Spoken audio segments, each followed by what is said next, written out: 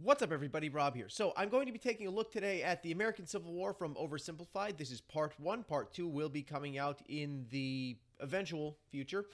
And the reason why I'm doing this, I don't want to turn this into a reaction channel, but people have been asking me to do more, and I, being the filthy capitalist I am, I'm going to give in to market demands. People ask, people demand, and I supply.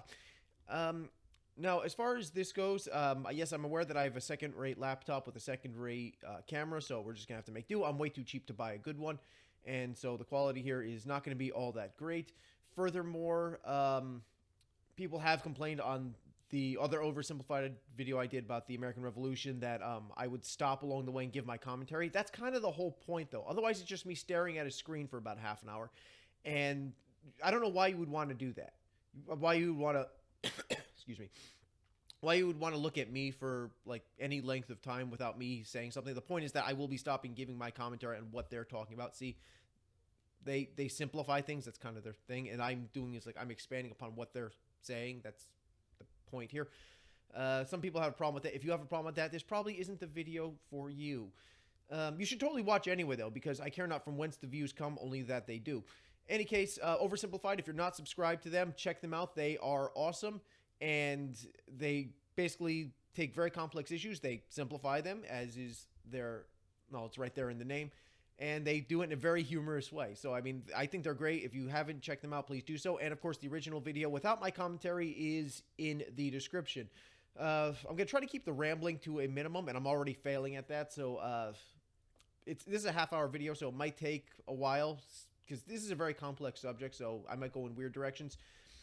I will keep that to an absolute minimum, though. And the Civil War, I'm more familiar with the military stuff, so I'm sure there's going to be background. I haven't seen this yet, so I don't know what to expect. I'm not going to be doing as much in the beginning, like the politics and stuff, build up towards it. I might not be talking as much. However, the military stuff, I will be adding more commentary, so just keep that in mind. And yeah, that's pretty much it. There's really nowhere else to go with this. So, yeah, I haven't seen this before. Let's check it out. Should be fun. All right, here we go. This video was made possible by NordVPN. Click the link down below to get 70% off an annual subscription, plus an additional month free. Also, stun your friends, turn heads, get compliments. Buy yourself some Oversimplified merch today, along with a very honest new character pin. Link in the description down below. Okay, Mrs. Lincoln, this is it. One last push, and we're done. 9 months and 4 days ago, my father brought forth upon my mother himself and gave to her a child, conceived in a shack in Kentucky and dedicated to the proposition that I will drink num-nums from a bottle and do little poo-poos in my pantses for the next 2 to 3 years. Now what is it babies do again? Oh yeah. I am not touching that. This is a completely accurate retelling of Abraham Lincoln's birth. He was born... Abraham Lincoln grew up with his relatively poor family in Kentucky, eventually moving to Indiana, and finally, Illinois. He read a lot of books, worked a... Okay, I love the sight gag. First, these guys are hilarious. Yeah. I love the sight gags. Vampire Hunt, I think I said Vampire Hunting for Dummies, which also is a completely true documentary on Abraham Lincoln's life. Yes, he really was a vampire hunter. It's absolutely true. And he does kind of look like Nicolas Cage now that you think about it. It's kind of... Have we ever seen Nicolas Cage and Abraham Lincoln in the same room at the same time? Maybe they're the same person. A lot of jobs, wrote some questionable poetry, and finally entered the law profession. Despite being self-taught, he turned out to be a pretty clever and astute lawyer. In one case, a guy claimed he witnessed a murder at night, and Lincoln was like, how could... Is that Batman in the... Yeah, that is Batman. Okay. I love the sight gags they do. They're great. Could you have seen anything in the dark? There was a bright full moon. A what?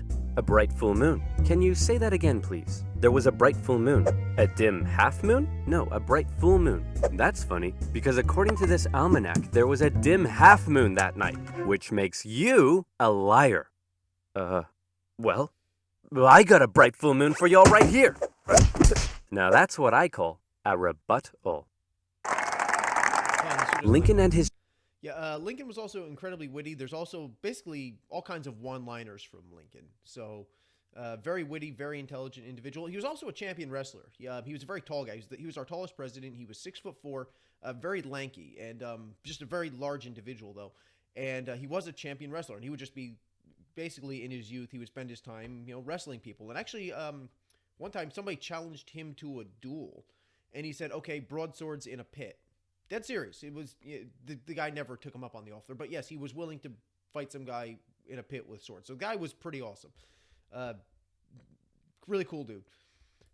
Cheekbones weren't only interested in law, however. He also dabbled in the world of politics, serving as a legislator in both local and national assemblies. And what a time it was. Not even 100 years after the Founding Fathers wrote all men are created equal, politicians were already asking, yeah, but what does that mean exactly? It means all men. Yeah, but what does that mean exactly? And not just that. States' rights versus the federal government. What are the executive powers of the president? Is cereal a soup? The Founding Fathers. Okay, a bunch of those questions. First off, is cereal a soup? It's you're stretching the definition, but yes, I do believe it is a soup. Is a hot dog a sandwich? Well, yes, it is technically. It's between two. It's one solid piece of bread, but it does count. It counts. It is something surrounded by bread, but a burrito does not count. That is an exception proving the rule. Any case, the idea about they were saying states' rights, the limits of the executive power. This was actually a bigger issue prior to the Civil War, at least as far as states' rights goes, in that the United States was not founded as a single nation made up of states. It was several states coming together to form a single nation, and there is a distinction. It was actually so much of a distinction that up until even the early 20th century, the United States of America was actually referred to oftentimes as a plural. The United States of America are doing X, Y, and Z. Like the idea that each state is a sovereign entity and that there's this overarching umbrella government that, basically they just sort of agree to be a part of and not really a single nation that is therefore then divided up. It's the idea of a state being an independent entity was taken much more seriously prior to the Civil War than it is today. As far as the executive power, well, the executive branch, but also not just the executive branch, but just the federal government was much more limited than it is today. Again, this was a lot of it actually comes down to the Civil War and the idea of federal supremacy. So, a lot of things we would look at today, like, well, yes, obviously the federal government can do X, Y, and Z, and the president and the executive branch can do X, Y, and Z. At the time of, prior to the Civil War, the early 19th century, that really was... those questions hadn't been answered yet, or it wasn't viewed the same way as we view it today. So there's a completely different mindset going into the Civil War. So, yeah, just make of that what you will. Left some of these questions perhaps a little too open to interpretation. And the biggest question of them all was slavery, an ugly mark on what should have been a revolutionary new nation based on liberty and democracy. Thomas Jefferson had written a condemnation of slavery in the Declaration of Independence, but out of fear of losing Southern states' support, it was removed. Hey guys, do you think leaving this a little vague will create any unforeseen problems in the future? Cannonball! And those unforeseen... Yeah, the issue with slavery is that a lot of the founders, like Jefferson and Washington, actually were not particularly fond of the institution, and they wanted to free their slaves. Except, actually, according to Virginia, they're both from Virginia. According to Virginia law, they couldn't free their slaves, and there was all kinds of issues. Like they had to wait for them to die. Like I think they both had provisions after their deaths or after their wives' deaths or something like that. Like there's all kinds of weird issues. Like they couldn't just flat out say, okay, you're free. There are actually laws against that. So yeah, the situation was much more complicated than, well, why not just free them? Well, they couldn't. And yeah, I just want to say, though, that slavery is probably the single biggest blight on American history. And I say this as someone who's probably like the most American person here. I got a giant American flag right here. I'm secure enough in my patriotism, I guess you can say, to say that, yeah, slavery was an absolute blight on our history. So, yeah. As much as we like to make fun of this, and this is a funny video, and, we're going to be making some jokes here. We have to remember, we are basically talking about people being bought, sold into slavery, basically considered as property, which is just a horrendous situation. So, unforeseen problems were now beginning to rear their ugly heads. As the nation developed, the North and the South developed along two very different lines, and two very different cultural identities emerged. northern cities began rapidly industrializing, while the southern climate allowed for large plantations of labor-intensive crops. As a result, one half of the country didn't rely on slaves. According to this map here, now you see here you have the blue states; these are free states, and then the red ones are the slave states. That's actually not entirely true. Actually, New Jersey, right where I am now, was a slave state. Actually, up until the Civil War, New Jersey actually had slaves. Now, New Jersey had a very small population up to this point. Even relative, the population boom came well into the 20th century. We're pretty densely packed in there now, but at the time it was very lightly populated. And of that population, a very, very small percentage were slaves, but there were slaves living in New Jersey up until the Civil War. Actually, I think even after the Civil War broke out, there were still some slaves floating around out here. So this map here is a little off as far as that goes, but yeah.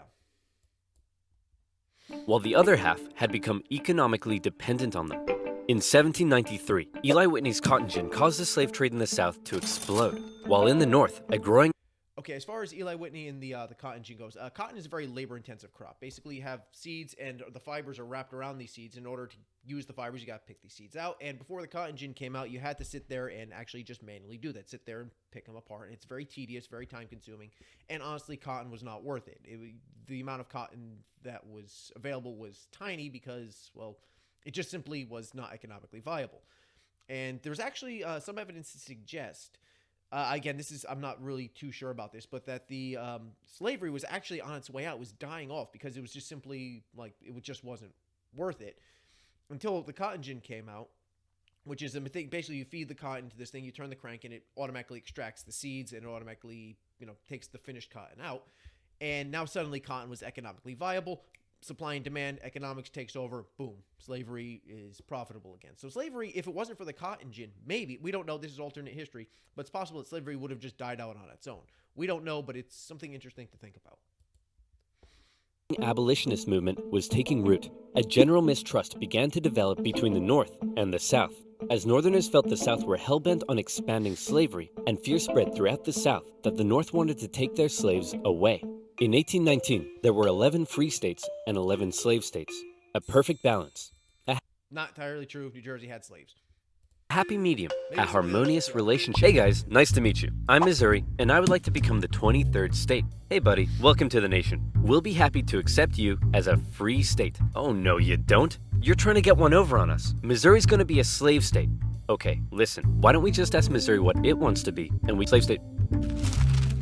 Well...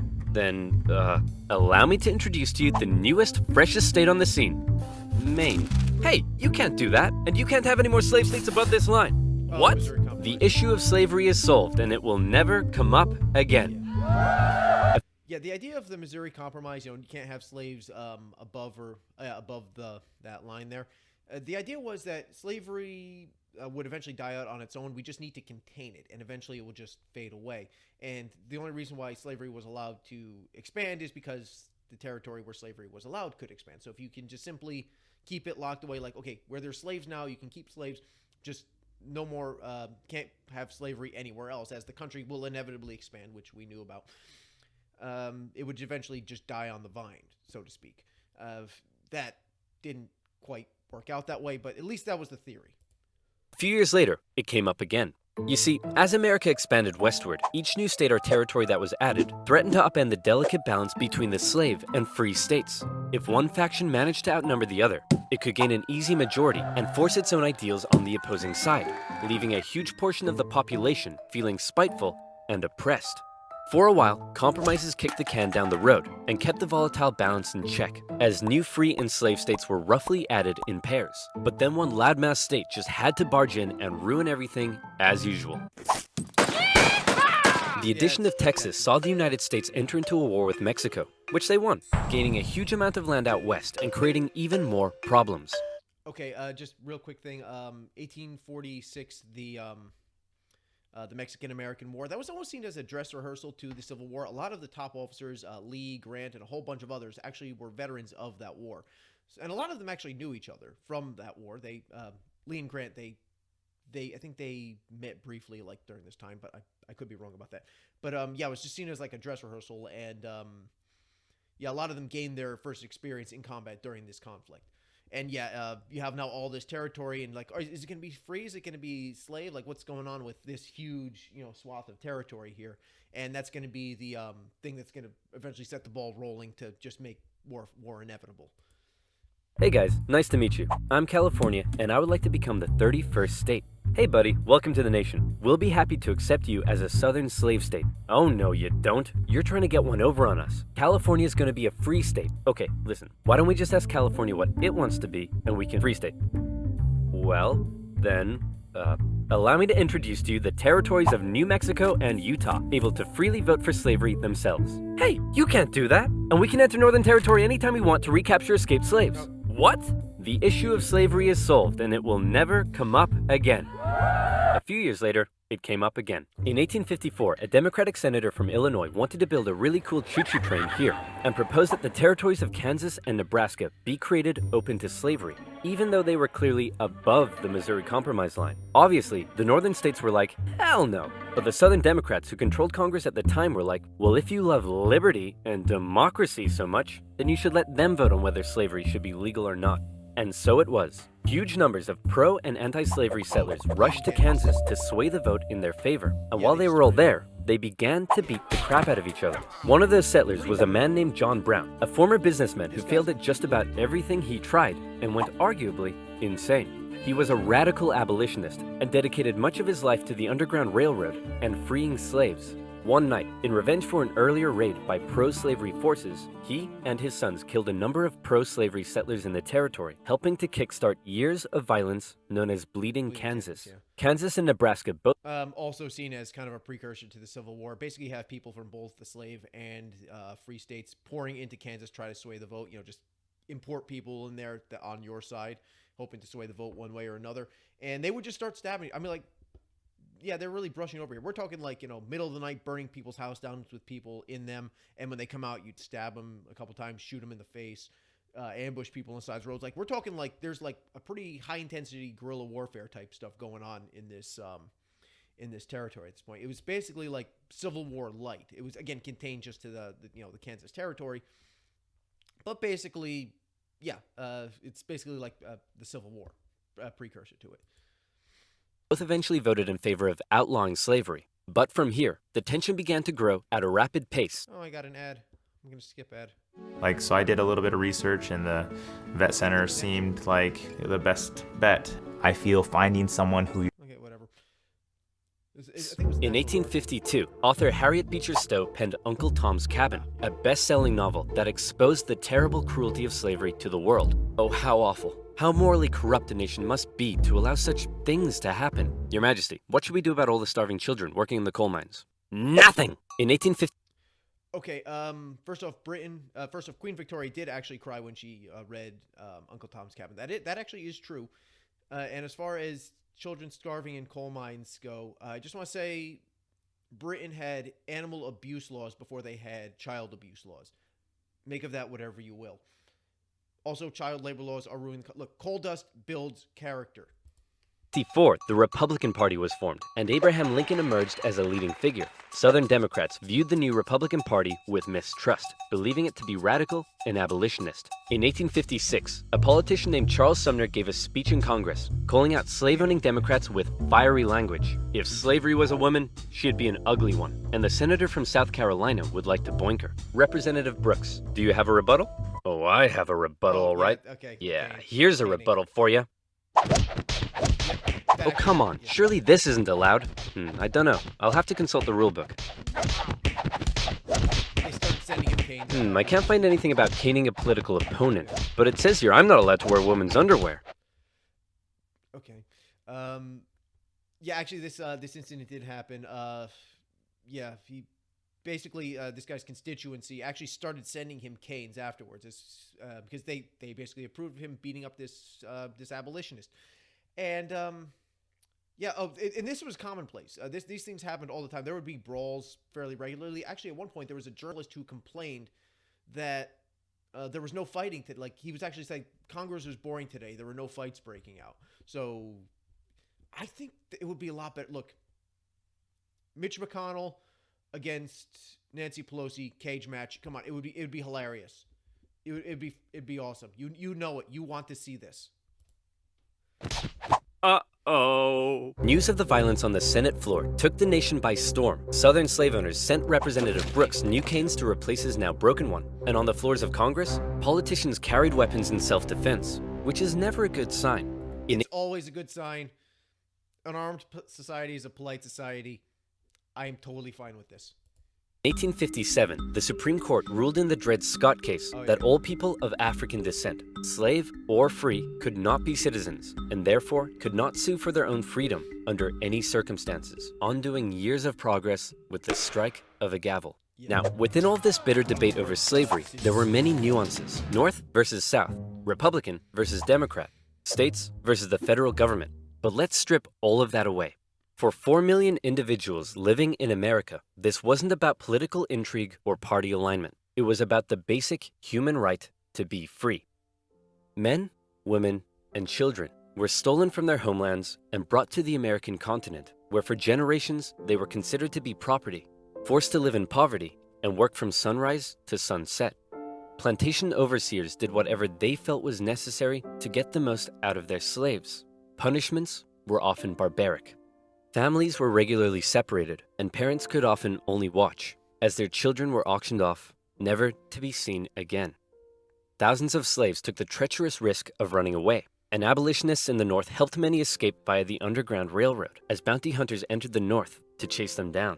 Leading figures within the abolitionist movement included many significant free black men and women.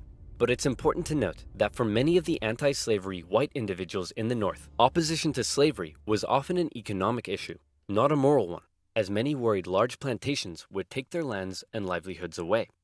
Abraham Lincoln knew that slavery was a moral evil, and he I didn't want to interrupt that sort of thing. But like I said before, slavery is probably the single biggest blight on American history, and there's just no way you can make a joke about that. So, there's really not much more I can add to that. I don't think anybody's can justify slavery, and it's something that's best left in the dustbin of history. Moving on. Moving on to hopefully something a little bit lighter. A civil war that killed more than 500,000 people. Out against it in powerful speeches that helped him rise through the ranks of the new Republican Party. He lamented at the hypocrisy of a great American nation meant to stand as a shining beacon of freedom while also enslaving 4 million men, women, and children. He most famously declared in 1858 that a house divided against itself cannot stand, that one day slavery in America would end. However, even Lincoln was cautious in his opposition. He didn't want to outlaw it entirely, but simply prevent its expansion, so that given enough time, he believed it would naturally die out. Thankfully, history would force his hand. In October 1859, one abolitionist decided he'd try to single-handedly take down slavery by force. Who would be crazy enough to even attempt such a thing? It's our good friend, John Brown. He planned to seize arms from an armory in the town of Harper's Ferry, free the slaves there, and continue south, inciting a major slave uprising along the way. A noble cause, a bad plan, and terrible execution. Brown's men took the armory and some hostages, but were quickly surrounded by one Robert E. Lee and his U.S. Marines. Lee and the Marines eventually did capture him, take him out for trial, where he was, Brown would eventually be hung. The plan was to again start this slave uprising. The thing is that even though they seized the armory, a lot of the plan initially was that they realized that being able to load and fire a musket required some degree of training, and most slaves didn't know how to do that. So actually, they called them pikes, but they're really more spears. This is me being a military history guy. A pike is something like a 20-foot long spear. This is like we're talking like it's a spear, like a 10-foot long, 8 to 10-foot long thing, and with a spike on the end of it. And they were handing those out to the slaves that they managed to get up along the way. Unfortunately for him, a lot of the slaves just simply didn't. Like this massive slave uprising that they were predicting just simply didn't happen. So one of his big failures was basically overestimating how successful they would be. Like it was basically reliant on this massive, force of slaves, flocking from plantations to try to, basically reinforce his cause, and that didn't happen. And then, of course, federal forces, he attacked a federal armory. Yes, there's going to be a federal response there. They show up and they shut this down pretty quickly. Brown was captured, and a couple of months later, he was executed for treason. Northerners sympathized with Brown, but Southerners were like, you see this? They're coming for us. Soon, there'll be 1 million John Browns. 1 million John Browns? What on earth are you thinking about? A John Brown farm? Yeah, me too. To make matters worse, new northern free states meant now the southern states really were outnumbered, and they were beginning to feel bitterly spiteful and oppressed. Further fear began to spread in the South when news broke that a relatively unknown figure had just secured the Republican Party nomination for president. Abraham Lincoln, mostly well-liked among anti-slavery Northerners, had made some of the most powerfully worded speeches against slavery of any politician at the time. And now, there was a chance that he and his cheekbones could become president. For the South, that would be too much. In the 1860s... Okay, thing about Lincoln, though, is he was anti-slavery, he was anti-abolitionist, there's no doubt about that, but he repeatedly stated that he did not want to abolish slavery. He said, if his main goal is to preserve the Union, he said, if I can preserve the Union by freeing all the slaves, I would do it. If I can preserve the Union by keeping slaves enslaved, I would do it. And if I could preserve the Union by freeing some and leaving others, I would do that too. He was not going to come in there. He openly said, look, I'm not going to go in there. I'm not taking your slaves away. I'm not going to abolish slavery. Preserving the Union is his big goal. And he did not like slavery, but he considered it an evil that he would just have to accept. 1960 election, Lincoln's name didn't even appear on the ballot in 10 southern states. But much to their horror, when the final results came in, Lincoln had won by an electoral college landslide. Yeah. Lincoln himself tried to calm their fear. How many times do I have to tell you, I'm not gonna take away your slaves? Yeah, right, Honest Abe. We've had enough of you Northerners. We're gonna go form our own country. You can't do that. Why not? Well, if you had won the election, would it be okay for us to leave? Of course not. Well, why not? Because that's not how victim mentality works. Many states... I don't know if that actually happened. Like if Lincoln ever or anybody ever posed the question, well, what if we left what if the North left the South? I mean, like I don't know if that ever came up. Interesting question though. What would the Southerners have thought? Felt that when they joined the Union, they always withheld the right to leave it whenever they pleased. Many people living in 19th century America... The Constitution's actually pretty vague on... Actually, it doesn't even say anything about leaving. It can say there is a process for states entering the Union, but there's no process or anything. It doesn't say anything about leaving the Union. So that is a pretty big gap in constitutional authority right there. Like, basically, can they leave the Union? And the Civil War basically flat out said no. I guess you could do it now with a constitutional amendment and the agreement of the other states, but you can't just, like, walk out. America often felt more loyalty to their state than to the nation. Yeah. And now, with the South feeling like it had lost its voice in the federal government, they were out of here. South Carolina was the first to go, and over a period of 6 months, one by one, 11 slave states officially seceded from the Union, with just 4 contested border states opting to remain. The seceding states issued a number of official documents justifying their secession. South Carolina proclaimed that it was northern states' hostility to slavery that rendered the federal government illegitimate. Mississippi declared that their position was thoroughly identified with the institution of slavery. And in a speech, the Confederate vice president stated that the new Confederate government rested upon what he called the great truth of racial inequality. Revered American generals... the whole thing about people saying slavery, the Civil War is about states' rights and not slavery, or it's about slavery and states' rights. The answer is a bit of both, but yeah, it was about slavery. It was the states' rights over slavery. Ultimately, I guess you could possibly say, but yeah, slavery was definitely the cause of it. There's just simply no denying that. States' rights did play a part in it, but yeah, it's about slavery. Such as Robert E. Lee, opted to side with their states over the Union. And with all the chaos, one New York lawyer wrote that rather than a bald eagle, America's national bird should be a debilitated chicken. And hey, I kind of like that. One man, watching the crisis unfold, knew it would be his job to solve it. Lincoln was just about to hop on a train and become the President of the United States of America. Hey man, you're hella ugly. Grow a beard or something to hide that face. Good idea. That actually did happen, yeah. Still ugly. With assassination plots already underway, Lincoln had to travel to Washington, D.C. under heavy disguise and protection.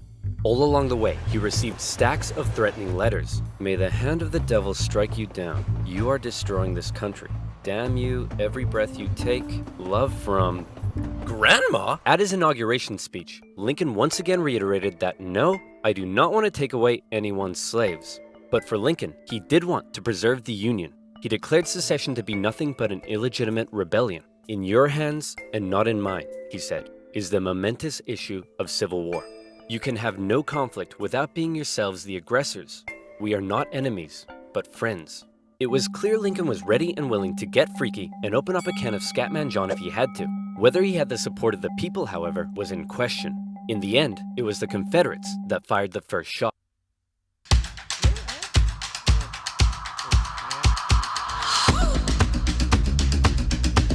I don't even know what that's Shot.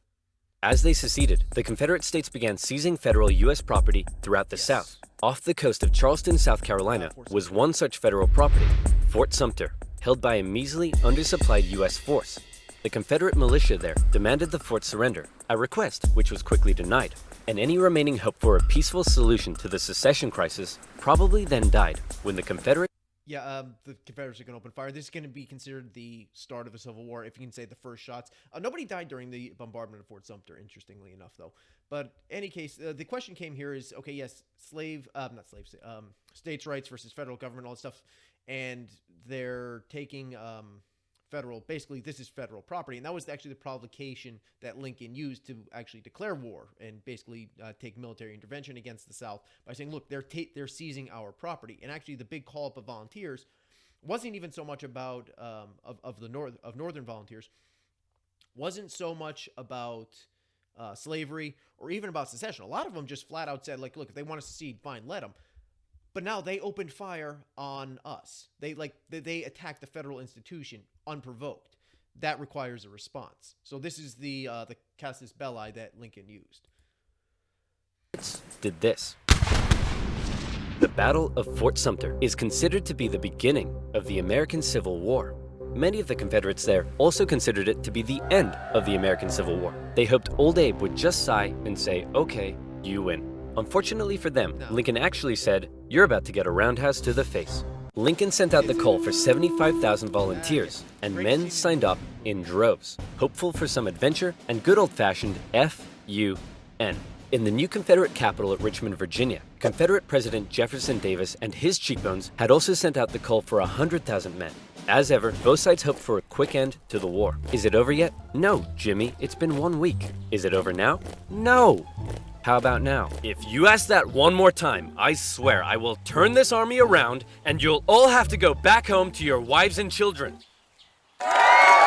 But in particular, the South knew the conflict would pose a bit of a challenge. How can we expect to win with a population of only 5 million against 22 million in the North? If you count us 4 million slaves, you'd have 9 million. Great idea. Hand these rifles out to all the men. Wait a minute. You almost had me there. The problem for... There actually was some talk about arming slaves. Of course, it didn't happen. Although towards the end of the war, the last, in 1865, there was actually a proposal, they started to set in motion, okay, we're going to arm some slaves and, have them fight, but then they never actually got off the ground and the war ended a few weeks later. So it was kind of pointless. But yeah, there actually was talk of that, but then most people realized, yeah, that is kind of a stupid idea. So, yeah. Oh, and everybody was saying at the beginning of the war, the war at most will be over by Christmas, which as soon as somebody says that, you know that stuff's about to go down. They said World War I, and then, the Somme happened. Lincoln was that many of his top generals were getting old and were being a bit too cautious. The commanding general was a man named Winfield Scott, a veteran of the Mexican-American War, and by now, he was too fat to even mount a horse. Okay, chaps, we need to come up with a plan. Hit me. We could wait for the Confederates to come and apologize. Maybe we should all sit in a circle and discuss our feelings. Crossing the Delaware into New Jersey worked for me. Those are all terrible ideas. And you? Wrong video. Hey, I'm the greatest president in the history of this nation. Yeah, we'll see about that, dingus. Eventually, Lincoln's generals came up with a multi-pronged strategy. First, a blockade would cut off and starve the South of supplies by sea. Secondly, taking control of the great Mississippi River would sever the South's economic artery while splitting it in two. And finally, a main Union force in the East would move south and take the Confederate capital, ending the war. Bada boom, bada bing. Skirmishes began to... Okay, about this plan, big part of the Confederate economy, of course, was cash crops, mostly cotton. And the idea was that since they're not trading with the North, they're going to be trading with Europe, which actually did have a high demand for cotton. And basically, the idea was if you cut off the, economics controls pretty much everything. If you cut off their economic supply, again, you capture the Mississippi River and control the Mississippi River, particularly New Orleans, which is the key to the Mississippi. You'll basically cut off their economic supply line, and they basically logistics controls that dictates the war, and that's one plan to win. And it was actually pretty effective. There were Confederate blockade runners, but overall it was an effective strategy. The Confederates actually tried to use this to their advantage and trying to get Britain and France on their side, or at least get them to mediate an agreement between the North and the South. The French just really didn't care. They didn't have as much of a demand for cotton. The British did, though, because they had a massive textile industry. However, the British simply switched over cotton production to Egypt, which was a territory of them and wasn't in the middle of a giant civil war. So, and also, the British were anti-slavery at this point, too, so it was more of a moral thing on their point. Like, look, we have cotton, it's more convenient, and it's not grown by slaves. So it kind of backfired massively on the Confederates. Break out across the nation, and the Union Army in the east began to move south towards Richmond. Everything seemed to be going well until they reached Manassas, where they came upon a large Confederate force. It's almost like they were waiting for us. How did they know? As it turned out, spies in DC had sent a coded message to the Confederates warning of the invasion. Did you use NordVPN? What the heck is NordVPN? I'm so glad you asked. Oh. Do you use the internet? Me too. Do you like internet safety? Me too. Hey, we should hang out sometime so I can tell you about NordVPN. NordVPN has over 5,000 secure and super fast servers in 60 countries that allow you to surf the net safely without personal data logging. Not only does it help you stay secure, but with just a click of a button, you can take a quick trip to Sweden and enjoy some Nordic crime dramas. Is there some amazing content on YouTube that's still blocked in your country? Not to fear. NordVPN is here. NordVPN gives you access to all of these amazing features, and it has a 30-day money-back guarantee. So click the link in the description below, nordvpn.com/oversimplified, and use promo code oversimplified to get 70% off an annual subscription. That's only $3.49 a month, plus an additional month for free. Again, that's nordvpn.com/oversimplified. And as always, you'll be supporting my channel, so thank you. Now where were we? Oh yeah, secession, Fat Man, and the Union invasion into Virginia. The two sides encountered each other at Manassas, and both geared up for the first major battle of the Civil War, the First Battle of Bull Run. Yeah, just one thing, Confederates, and even today, people in the South and people in the North have oftentimes two different names for the same battle. So in the North, it's known as the Battle of Bull Run, which is a nearby creek. The South still today refers to it as the Battle of Manassas, which is a nearby town. Why people do this, I really don't know why. And that's something even at the time, even today, I don't know why. Usually it's named after a town in the South, and it's by some river in the North. And this is for multiple battles too. I think Antietam is referred to as Sharpsburg in the South. I could be mistaken on that one. But yeah, like there's multiple names for battles. So things do get kind of confusing. Yeah, and Irvin McDowell, the Union commander at Bull Run, is probably the worst general in American history. The guy was just completely incompetent. I don't know how deeply they're going to get into the battle here, but basically there was a weak point, or he thought it was a weak point in the Confederate line, and he kept sending like one regiment at a time. That regiment would get decimated, and then he sent another regiment in, let it get decimated. Like he would just keep drip feeding these regiments into that section of the line, rather than sending like everybody at once and overwhelm them. It was just like one bit at a time. It's like, God, you guy's a freaking moron. Plus, also this time, everybody were a bunch of untrained amateurs that had no idea what they were doing. The whole thing was just a complete disaster on both sides, just that it was more of a disaster for McDowell and the Unions. The Confederates rapidly brought in support via rail, and the two sides were about equal in numbers. However, they were also equally inexperienced. A large number of civilians also rode out by carriage from DC to picnic on the nearby hills and watch the excitement unfold. Nobody seemed when you don't have the internet, this sort of thing happens. To quite understand how destructive this war was going to be. The Union forces pulled a flanking maneuver to hit the Confederates on their left, and the two sides fired on each other in rows. Farm families living in the area were forced to flee the fighting, including... Yeah, there's actually one particular incident at that. I was actually at that battlefield, and there was one particular incident there.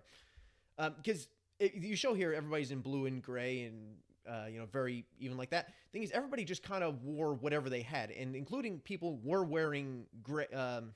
Some people, some Union guys were wearing gray. Some Confederates were wearing blue. Some guys were wearing red. Fire Zouaves, they had red pants on. Those guys were weird. They're New Yorkers. What do you expect? Any case, so much so that there was a Union battery, and there were a bunch of troops marching towards him, and they were starting to wheel their guns to engage this unit that was marching towards them. And then the commander of of that section said, "No, those are infantry reinforcements. They're coming here to help us out. Look, they're our guys." Turns out that was actually a Confederate unit that was dressed in Union clothes, or they had like American Army uniforms on. Nobody could tell who they were. And so they were Confederates. They got within like basically point blank range. They leveled their muskets and their rifled muskets. Yes, the distinction's kind of slim, but they lowered their muskets and basically just devastated that battery. And the battery had them sighted in, but they were told, no, they're our guys. Look how they're dressed. So the whole thing was just a swirling nightmare of chaos and stupidity. It was actually so bad that there was, they showed all these civilians observing. There were actually a bunch of Europeans, including a Prussian officer. It was basically war tourism, I guess you can say. And the idea was they would observe a war, and basically the key point of wisdom is learning from the mistakes of others. They would learn the mistakes that were going on here so they knew not to repeat them. And the Prussians being, Prussians, they're the most professional military in all of Europe, possibly the world at the time. And they saw this ineptness. This Prussian observer actually fell off his horse because he was laughing that much. I mean, that's like, he's like, these guys are so inept. Like this is pathetic. And just so you know, this observer was also at the Battle of Antietam, and he vomited because of the bloodshed. So things did escalate pretty quickly. Including a man named Wilmer McLean. Hurry up, Martha! There's a war out here! The more you tell me to hurry up, the slower I will go! The Union force saw initial success pushing the Confederates back to Henry Hill. But one as of yet fairly unknown General Thomas Jackson had arrived, and he took a defensive position, standing firm like a stone wall, holding the Union Army off, and finally sending them running back to Washington, D.C.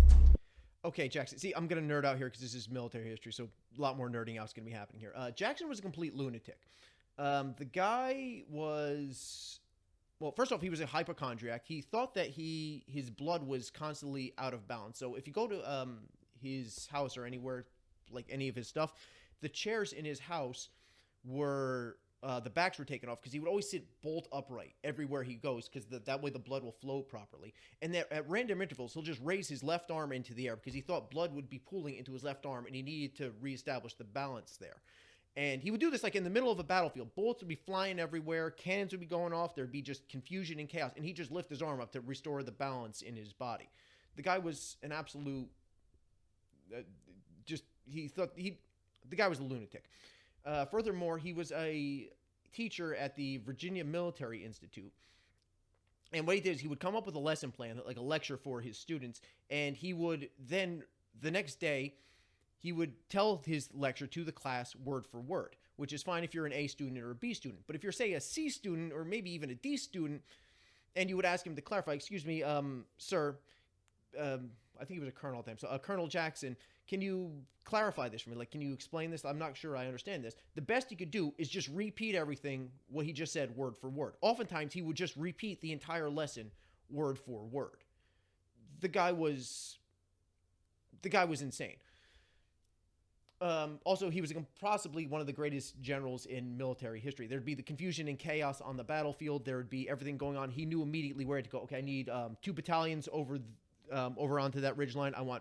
Bring your artillery battery over there, and he would just start slapping out orders fast, real super fast, in the middle of this chaos without any hesitation or question. The guy was completely calm, completely focused, and just completely unflappable on the battlefield. So, weird dude, very interesting guy. Just, yeah. Great facial hair, too. With heavy casualties, the sobering reality of war hit both. Oh, he also hated being called Stonewall Jackson. He thought that was his brigade. There was a brigade of Virginians that he commanded at this point. He said, this is the Stonewall Brigade. and the distinction goes to them, not to him, but history had other ideas.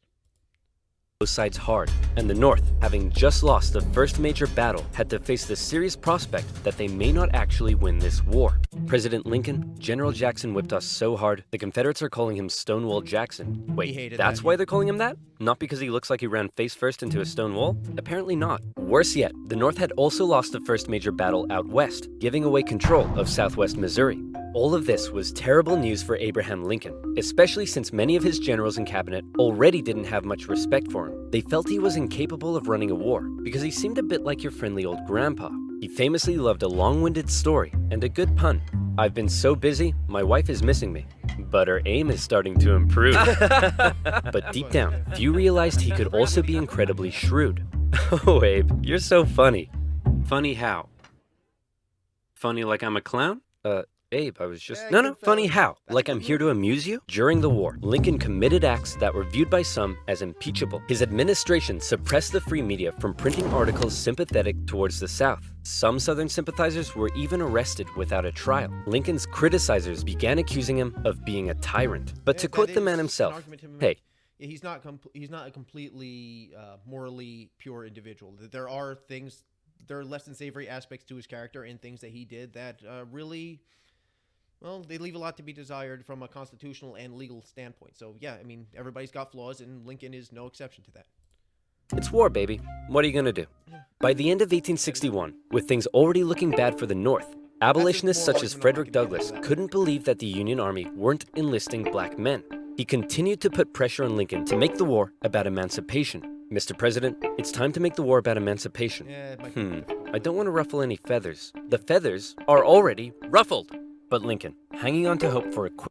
The reason why is that there were a bunch of border states, which were slave states, but they never joined the Confederacy. I think Maryland, Kentucky, a few other. I don't remember them off the top. I used to remember them. It's been a while since I've looked into the Civil War, but basically he didn't want to lose their support too, because if he made it about emancipation, instead of having the Confederate states, you'd have the Confederate states plus these border states to deal with too, and it's just he couldn't do it. So quick end to the conflict, continued to fight only for the preservation of the Union. It was decided, however, that escaped slaves from the Confederacy could be held as enemy contraband, and many of these men were put to work bolstering the Union's infrastructure and supply lines. Hoping to get things moving, Lincoln made young General George McClellan the new commanding general, and McClellan began to train up his men. He thought a lot of himself, however, and believed he was going to be the nation's great savior. And like many others, he didn't approve of the president's handling of the war. On one occasion, Lincoln went... He would actually eventually run against Lincoln in 1864. He would actually run against Lincoln. McClellan would. And didn't work out well, obviously. McClellan's big problem is he was a very good administrative general. He was very good at make sure the troops were supplied, they were drilled, they were trained, all that kind of like the paperwork, the bean counting stuff. As far as having that killer instinct, like, finding the enemy, grabbing by the throat, and just throttling him until they submit, which is basically you need to have that. He didn't want to do that. He wanted to preserve his men's lives. It's early in the morning, people. What do you want? He wanted to preserve their lives, and he didn't want them to die unnecessarily. But the thing is, as a general, you kind of have to do that. You have to put your men in position where a number of them are going to get killed, and he just didn't have the willingness to do that. He didn't have that. Well, the killer instinct. Battle of Antietam, he had an opportunity. I'm sure they'll talk about Antietam here. But he had an opportunity to crush the Confederacy, but he didn't want to lose any more men. And, of course, the war ended longer. So he could have potentially ended the war earlier, but he didn't. So very good administrative general, not really good on the battlefield, though. Very cautious. To McClellan's house to meet with him, but McClellan was late returning home. He kept the president waiting, and when he finally got there, he just straight up went to bed. Now that's what I call disrespectful. Yeah. McClellan talked the talk, but could he walk the walk? No. Like Lincoln's other generals, McClellan was maddeningly cautious. Hey man, could you move south and attack the enemy? What? Are you crazy? What if they have a big scary army down there? They probably do. What? Oh my gosh! McClellan worried that he did not have the numbers he needed to fight effectively. What if they have like 10,000 men? Okay, no problem. We'll get you 20,000 men. Well, what if they have 30,000 men? I'll need 40. Okay, you can have 40. Well, what if they have 50? I'll need 60.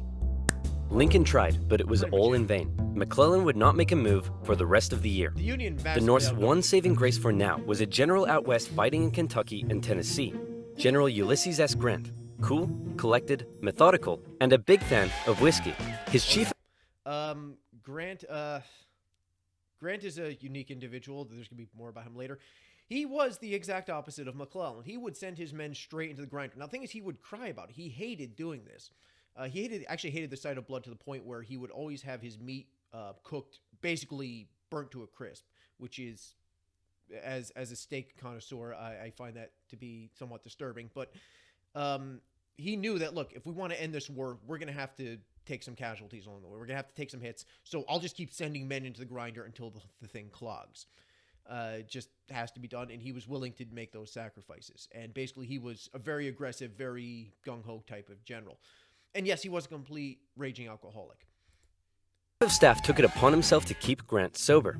One officer said that Grant habitually wore an expression as though he were determined to drive his head through a brick wall and was about to do it. And that determination led him to score a number of key victories when others around him were failing. At the Battle of Fort Donelson, Grant was like, "Why does Stonewall Jackson get a cool nickname and I don't? I want a cool nickname." "Sir, the Confederates say they're ready to surrender and want to know your terms." "No terms, just unconditional surrender." Hey, unconditional surrender Grant. That's a pretty cool nickname, right, guys? It is a cool nickname. Need a change of scenery? Oh, yeah, I don't have that. Kayak. Search one and done. She wants flowers, so just get her 1-800-Flowers. Valentine's Day, oh, yes, I know. Singles Awareness Day. Yes, I'm aware of it. Yes, okay. Right? Later in April 1862, the Confederates launched a sudden attack on Grant's army at Shiloh, but the determined, unconditional surrender Grant threw his lines at the rebels and sent them running. The battle resulted in the heaviest casualties in U.S. history so far, and he was more than willing to take those casualties. The thing is, he would actually, at the end of seeing all these men dead because of his actually just keep throwing men into the grinder, he would go to his tent and he would just start crying uncontrollably that these casualties were his fault. He felt personally responsible for it. At the same time, though, he was then the next day he'll send another wave in. So, like, he was willing to sacrifice his men, felt horribly about it, but he knew it had to be done. So that was just his mindset there. despite his victory, Grant found himself under fire. You have to get rid of Grant. Why? Didn't he win? Yes, but he just threw his men at the enemy. Isn't that the point? Also, he's a loony drunk. Well, what does he like to drink? I believe whiskey, sir. Then send him more. Lincoln watched. Actually, he did. Lincoln actually did say that. He said when he was told that Grant was a complete drunk, he said, "Okay, find me a barrel of whatever it is he's drinking, and send a barrel of it to every of my other generals, because at least Grant is at least fighting." This was right when he was dealing with McClellan, who was not doing that. As his cabinet did nothing but bicker, and his generals did nothing. Yep. But then, worst of all, personal tragedy struck. Lincoln's young son, Willie, very much loved by the president, died of typhoid fever at the age of 11. Lincoln was a sensitive man and was heavily affected by the loss. His wife was inconsolable. But one of Lincoln's greatest traits, what made him such a great leader, was in the darkest of times, with composure and determination, he kept moving forward. He knew it was his responsibility to hold himself and his family together, and by doing so, he hoped to hold the nation together. And he had it with McClellan's inaction. Lincoln decided he was gonna take control. In March 1862, Lincoln firmly ordered McClellan to once again move south towards Richmond. McClellan insisted instead they move by sea to the Virginia Peninsula and attack Richmond from the southeast. Yes, said Lincoln. Okay, anything. Lincoln held on to some of McClellan's men to defend D.C. from a nearby Stonewall Jackson wreaking havoc in the Shenandoah Valley, and he sent McClellan south. McClellan landed on the peninsula, and he began to move inland. He came up against a small Confederate army that had dug in at Yorktown. McClellan vastly outnumbered the force, but it's said that Confederate General Magruder deceived McClellan by cleverly maneuvering his smaller force and making McClellan believe he faced a huge army. No, you have way more men than them. Move forward. No. McClellan settled in for a month-long siege, giving time for Johnston to move south from Manassas and Magruder time to retreat. When he finally entered the city and found it deserted, he declared it a victory, calling his success brilliant. Then, after meeting some resistance at Williamsburg, McClellan moved to within just 20 miles of Richmond. Yeah, just real quick thing. McClellan always thought he was habitually. There were times when he was, some cases, 3+ times. Yeah, he had a 3-to-1, in some cases even a 4-to-1 advantage over the Confederates, and he still thought he was outnumbered. And he would actually get multiple I think the Pinkerton Detective Agency, he had guys working for him who were saying, no, you outnumber him. He had Union spies saying, no, you outnumber him. He had people constantly saying, no, look, you have a vast numerical superiority. You are better supplied, better equipped. Like, you have every single advantage that exists in any kind of military context. And he's saying, no, they still possibly outnumber us. It's like, dude, just, like, it's frustrating. Like, I'm frustrated on behalf of, yes, I'm frustrated, and it's happening like 160 years ago. So, yeah. Richmond, his army's able to hear the church bells ringing in the enemy capital. You still outnumber them. Go give him hell. Yeah. No. McClellan once again held back, moving slowly and defensively. And with his army split in two, the Confederates saw an opportunity to strike back. McClellan's advance was halted, and now the Confederates pulled an ace out of their sleeve. General Lee, you're up. Do you think we should evacuate Richmond? No, Mr. President. No need. General Robert E. Lee, one of the most brilliant military commanders of the time, was now in charge. One of his biggest strengths was his ability to read the mind of his enemy, and he knew McClellan was cautious and weak. After moving Stonewall Jackson south to join him, and even though he had a smaller army, I'm just going to say, and I know this is again as someone with a giant American flag here, I am a Northern sympathizer as much as one can sympathize over an event that happened, over a century and a half ago. And I don't believe there are sides anymore. There's no us and them anymore. It's a dead issue. But I'm going to say this. Jackson and Lee together as a duo are probably the finest combination of military leadership in American history. Just flat out, these guys are absolute geniuses working together. But they have to be working together, though. Lee, without Jackson, he was shaken after Jackson got killed. Spoiler alert, Jackson gets killed. He has some less than inspiring actions afterwards. But together, brilliant. Lee hit McClellan in a series of fast-paced, close combat battles that had McClellan spooked. McClellan retreated the Union Army back again and again and again, escaping the peninsula and returning to D.C. Lee had defeated McClellan, and the campaign had failed. Well, that was a major success. A success? Tell me exactly what was successful about that. Well, we successfully retreated. You lost. I didn't lose. I merely failed to win. Things just kept looking worse for the North. At least their navy had seen some success, capturing a number of key port cities, notably when they steamrolled past Confederate forts to take New Orleans. And speaking of the navy, both sides had begun using ironclads. So that's pretty cool. But in the east, they still weren't having any luck. After McClellan's disaster... I mean, who doesn't like ironclads? I mean, they're awesome. The mobile turret on the monitor, that was great. Yeah, I think I can talk about the Battle of Hampton Roads a bit more. I'm not too familiar with. All I know is that they basically shot at each other for a couple hours, and nothing really was accomplished. I think they damaged the rudder on the Merrimack, also the Virginia, but basically these two guys just basically slapping at each other, these two ships. But a lot of fun. I like ironclads. Ironclads are cool. They're cool to look at. Disastrous campaign, Lincoln briefly sent out one General John Pope to attack Northern Virginia. Hey man, just checking in. How's it going? Well, the Confederates kicked my butt at Cedar Mountain. Then they raided my camp and ran off with my money and clothes. Also, I appear to have been wedgied. Lee defeated Pope at yet another battle at Bull Run, in which nearby farm families once again got caught up in the fighting. Hurry up, Martha! There's another war out here! I'm waiting for my hair to dry! Wilmer McLean, sick of war, moved his family south, where he knew the war would definitely, absolutely, never touch him again. But Lincoln had yet another problem to contend with. European powers, in particular the UK, were looking increasingly like they may intervene diplomatically on the side of the Confederates.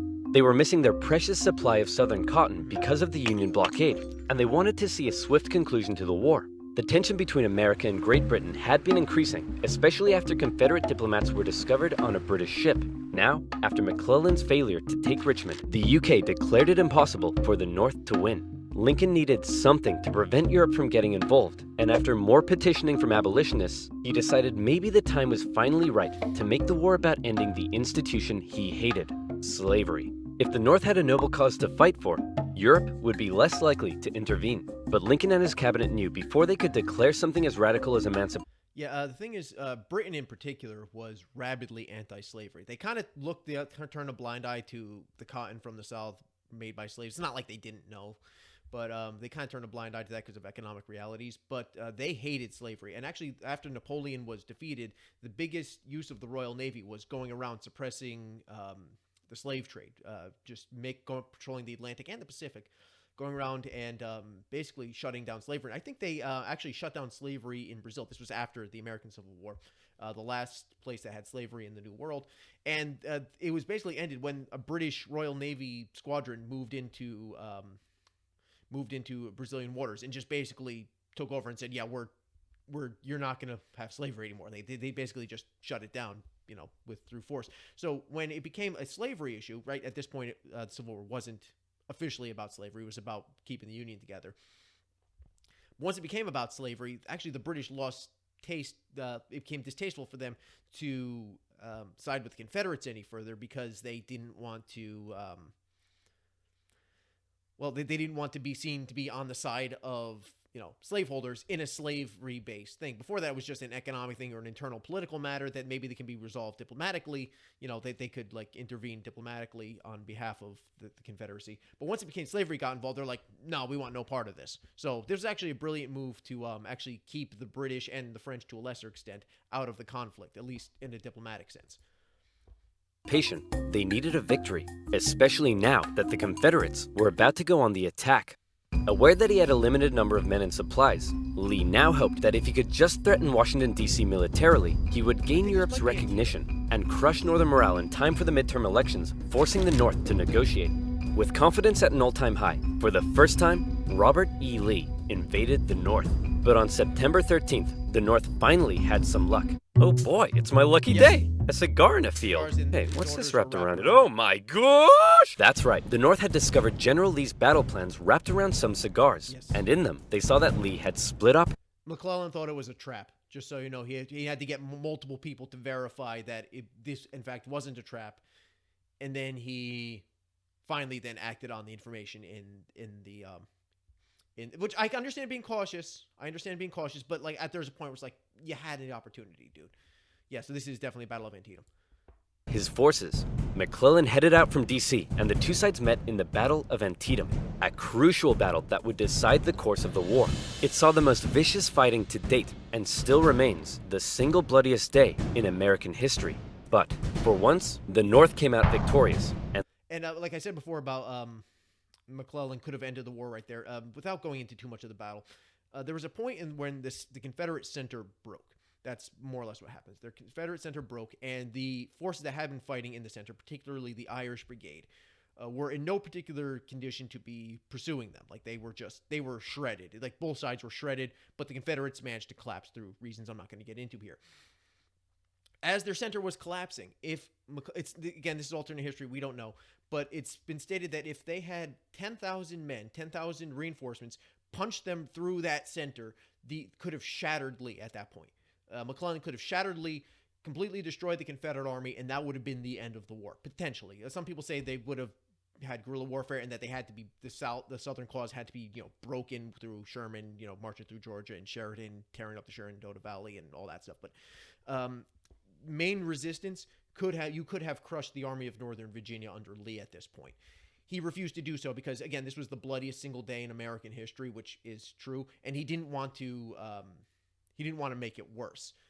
So what could have ended the war, he did save more men by not punching through and continuing on the fight there, but then the war would go on for another this is 1862, so another 3 years. So there would still be, Battle of Gettysburg, Battle of Fredericksburg, the Wilderness campaigns, so on and so on and so on. All of these high casualty battles that could have been potentially have been avoided.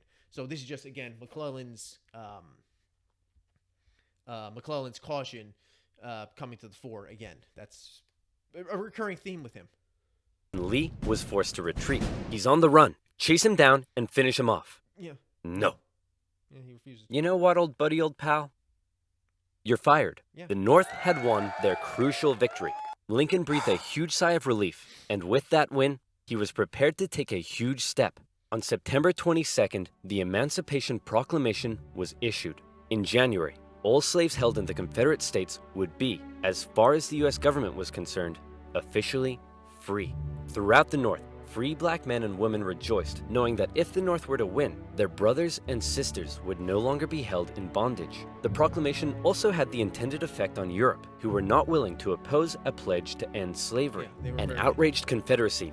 Just so you know, the Emancipation Proclamation only counted for Confederate territories, which the Union did not have control over. It actually specifically states this does not take place. This only goes into effect in areas in open rebellion against the United States, where the United States obviously didn't have any particular authority at that point. New Orleans, which was captured, it was specifically said New Orleans does not count as part of this. Any of the border states, the slave states that stayed in the Union, it does not count towards those either. And basically, it was ultimately meaningless in the sense that, like, nobody was actually free. Like, the Emancipation Proclamation was enacted, and nothing changed. Like, not a single person became free because of this. You still had to win the war, but it's a much more of a symbolic type of a gesture than any sort of like actual practical legislation. You still had to win the war. So, but again, the big thing though was that it kept Europe out of this because they didn't want to be seen as supporting a bunch of slave owners. Knew that Lincoln had given the war a new meaning. It was no longer just about the preservation of the Union. Now it was about creating a new Union, washed clean of its original sin. A Union without slavery. Very cool. So I will be, that's it. Part 2 will be coming out eventually, but that was really interesting. Again, the lead up to it, I don't know much about. Now that we're getting into the actual military stuff, I can, talk a lot more about it. So, really interesting. And if you haven't subscribed to Oversimplified, please do so. These guys are hilarious, and they're really interesting and entertaining, so please do so. Any case, please hit the like and subscribe button over by me, because I need the subscriptions too, people. Sure, look, it doesn't cost you anything. Look, I'm a cheap bastard. I understand not wanting to pay for things. I don't like paying for things. You don't like paying for things. It's free. You're on YouTube anyway. You're not doing anything important with your life. Be honest. So hit the subscribe button. More videos from me will be coming out eventually whenever I get around to it. Have a good day, or don't have a good day. Your adults have any kind of day you want. See you later.